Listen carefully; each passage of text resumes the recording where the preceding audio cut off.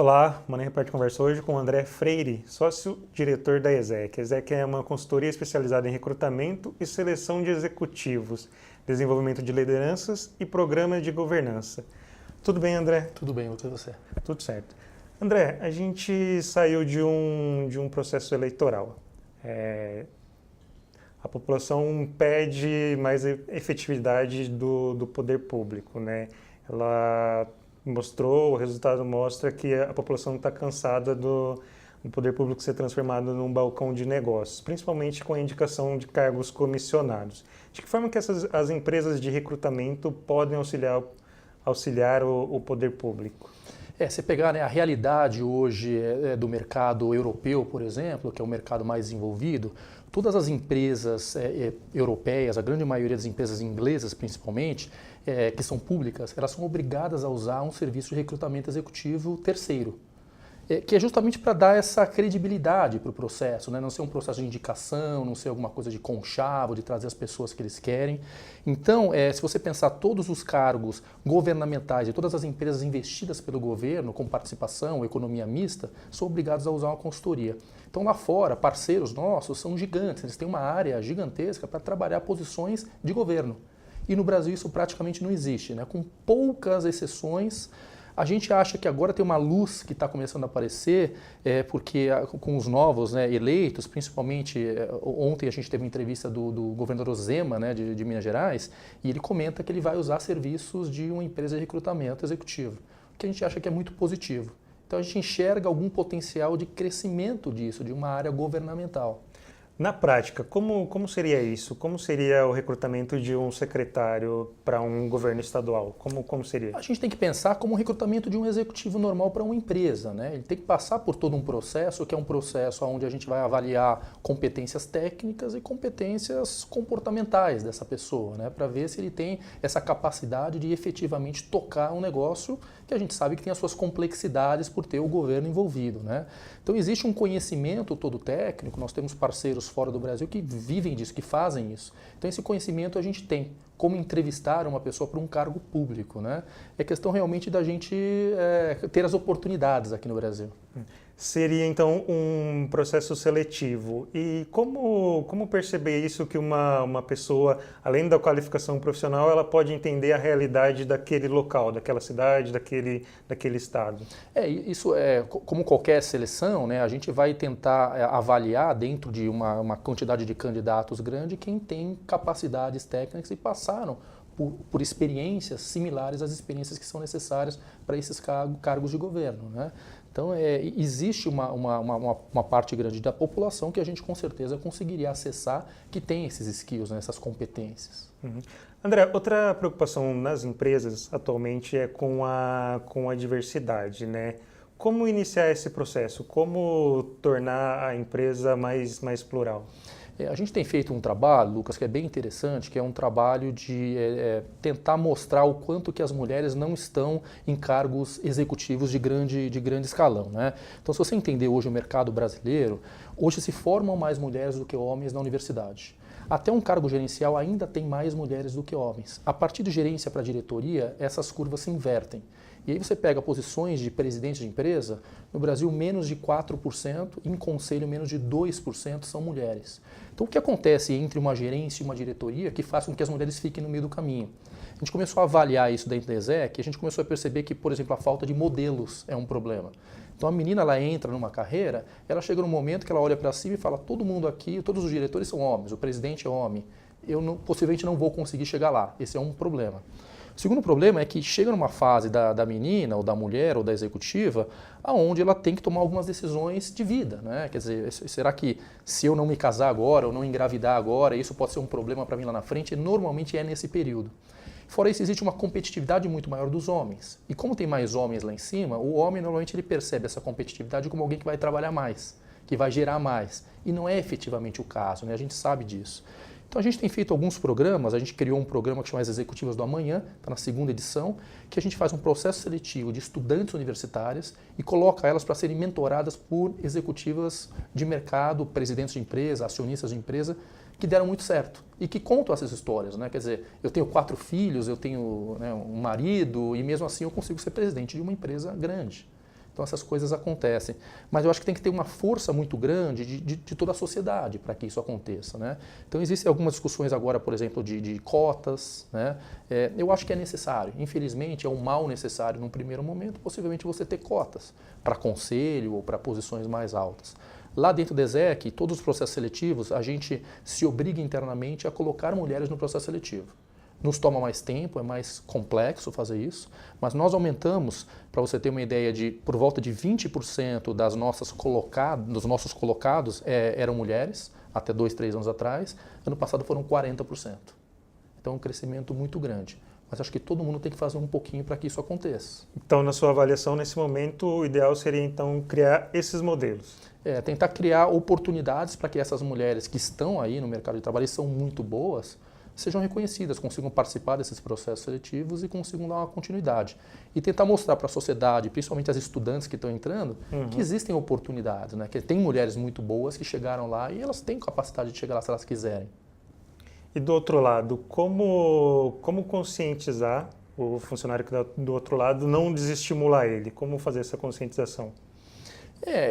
Você diz as mulheres? No caso dos homens. Dos homens. Só para fazer um contraponto. Como não esse desenvolvimento das mulheres, você falou em cotas, como fazer que isso não desestimule os homens, tipo, dentro de uma empresa? Eu acho que não vai desestimular, né? Porque, na verdade, se a gente pensar, ainda a grande maioria ainda são os homens, né, dentro do mercado de trabalho. Eu acho que não teria um problema. A gente estaria falando, óbvio, quando a gente fala de cotas, por exemplo, está se falando no nível de conselho de administração, está se falando num nível muito mais alto, né? Então eu acho que isso não deveria ser um desestímulo para os homens, que com certeza ainda são a maioria. Mas pensa assim, né? Na população tem mais mulheres do que homens. Então, assim, não faz sentido você chegar em um cargo de presidente e só 3, 4% dessa população são mulheres, né? Alguma coisa acho que está errada. E aí, se você vê análises, estudos que foram feitos por consultorias renomadas, né? Todas falam que efetivamente, tendo mulheres dentro aí do nível executivo, o retorno é maior. Então, a gente está falando de dinheiro. A gente não está falando que ela vai trazer uma visão feminina, vai trazer... efetivamente é dinheiro na última linha. Porque elas vão ter... Essa diversidade vai criar potencialmente visões que não existiam quando tinha um conselho de iguais, né? E aí a diversidade a gente pode expandir isso, né? Não é só, né? Mas a gente pode expandir isso não só para gênero, mas também para cor, raça, até backgrounds diferentes, né? Pessoas que vieram de locais diferentes, ideias diferentes. E a gente acredita muito nisso também. Então as empresas deveriam estimular isso, a pluralidade de ideias dentro do ambiente de trabalho. Exatamente. Acho que isso daí traz essa diversidade, ela traz visões diferentes que possivelmente vai endereçar problemas de uma forma muito diferente do que era antes. Se é todo mundo homens, né, de 50 e poucos anos de idade, brancos, que vieram de grandes universidades, de capitais, possivelmente o pensamento ele é meio igual ali dentro, né? Hoje as transformações digitais são rápidas, né? A gente tem inovação a todo instante. Qual perfil um líder de uma empresa deve ter para poder acompanhar essas transformações? A gente tem analisado muito, as empresas têm começado a pedir muito para a gente executivos que tenham essa consciência digital, né? Então a gente tem feito, por exemplo, um trabalho agora de criar, que é uma coisa que até hoje não existe, um meio de entender e acessar e entender se esses executivos têm essa consciência digital. Através de uma série de questões que a gente vai fazer para o executivo, a gente vai conseguir ranqueá-lo, né? Se é uma pessoa que tem um conhecimento mais avançado ou menos avançado, para poder, se é uma necessidade da empresa, que esse executivo tenha essas competências, né? A gente tem que entender que transformação digital, muitas vezes a gente pensa muito em tecnologia, mas ela é muito mais uma transformação cultural, né? Então, não só necessariamente você precisa ter pessoas que tenham um conhecimento técnico em alguma coisa, mas pessoas que tenham uma capacidade de pensar coisas um pouco mais fora da caixa. Então, eu dou um exemplo simples, né? Por exemplo, sistemas de trabalho um pouco menos engessados, então você tem um home office, você tem uma possibilidade de rotatividade dentro do escritório, no seu escritório onde você tenha todo mundo sente no mesmo lugar, né? São pequenas coisas que causam essa transformação, né? E aí quando a empresa toda está imbuída em ter essa transformação de cultura, e a transformação cultural são pessoas, não é tecnologia. Então não adianta você trazer as melhores tecnologias se você não tem as pessoas que efetivamente tenham essa consciência de poder mudar as coisas e transformar, né? Uhum. E dentro desse cenário, como as empresas, os grandes gestores podem formar seus sucessores? Como eles conseguem Qual o caminho para formar grandes líderes? Eu acho que assim, hoje, cada vez mais, a gente está entendendo que os líderes do futuro vão ter que ter um lado mais voltado para a inteligência emocional, né? Que é lidar com pessoas, que é você ter uma gestão um pouco mais forte em relação a esse pipeline de sucessão que vem embaixo de você. Você está mais próximo em termos de comunicação. Você pega a nova geração, está entrando no mercado de trabalho. É uma geração que ela não tem paciência. Possivelmente aí em 6 meses, 8 meses, ela vai pedir um aumento, vai pedir alguma coisa diferente, ela não vai conseguir focar nas coisas que ela está fazendo muito operacionais, ela vai querer desafios. Então, o grande desafio do líder do futuro é como lidar com essa geração que ela é inconstante, né? Ela não tem mais, tem aquele negócio de falar que trabalha por propósito, né? E nem eles entendem muito bem o que é esse propósito. Então, assim, os líderes que conseguem ter uma comunicação, um carisma, engajar os times e as pessoas, são os líderes do futuro. Então, tentar moldar essas competências, que essas competências, na verdade, elas são muito mais através de treino, né? Claro, você tem algumas competências inerentes à pessoa, então se ela tem um carisma, se ela se comunica bem. Então, esses são os tipos de competências que a gente está enxergando mais agora do que competências mais técnicas, que a gente acredita que vão ser um pouquinho irrelevantes no futuro, né? Você falou em propósito. Como enxergar no funcionário que ele precisa de ele quer uma recompensa naquele momento, seja financeira ou então de qualificação, fazer um curso, passar uma temporada no exterior. Como que os grandes gestores podem perceber isso?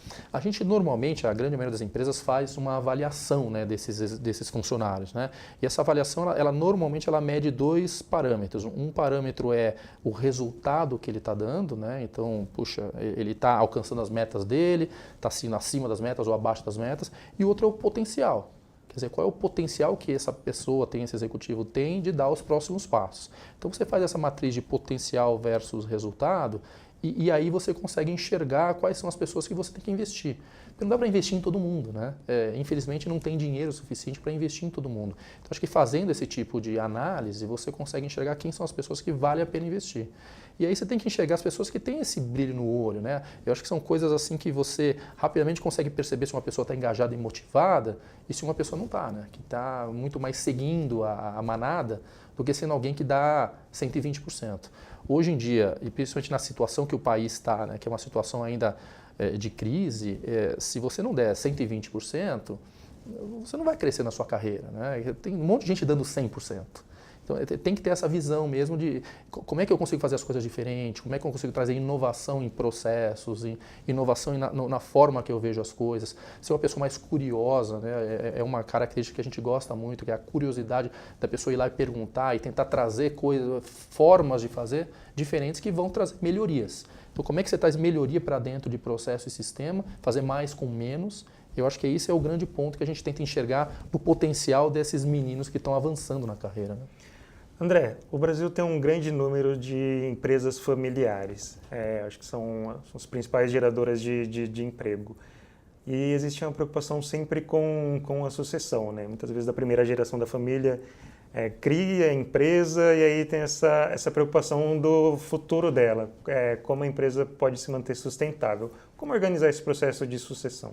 É complexo, né, esse processo de sucessão, porque o que acontece é que a empresa, por ser uma empresa familiar normalmente, as decisões acabam sendo ali dentro daquele núcleo familiar e não sempre são as melhores decisões para o negócio. Então, por exemplo, ter um sucessor que é um filho ou um sobrinho de alguém da família, que eles acreditam que essa pessoa tem potencial, mas eles não fazem uma análise desse potencial e não comparam essa pessoa com outros executivos de mercado, né? Então, o que a gente tem feito lá dentro da ESEC é um trabalho de tentar mostrar para essas empresas que existe uma possibilidade de uma montagem de um conselho consultivo. Para você ter uma ideia, a gente montou 16 conselhos consultivos nos últimos 18 meses. Então, é uma tendência que está crescendo muito. Por quê? Primeiro, tem muito executivo com interesse de participar de conselhos, que acreditam que a carreira desses executivos ela vai ser mais longa, né? Todo mundo deve viver mais, ou seja, vai ter mais tempo no trabalho. E, em paralelo com isso, você tem também um potencial problema, porque as empresas cada vez contratam pessoas mais jovens, né? Então, você vê hoje muito presidente de empresa com menos de 40 anos de idade. Então, o executivo fica na cabeça, quando eu tiver 60 e eu vou estar super ativo, o que eu vou fazer da minha vida?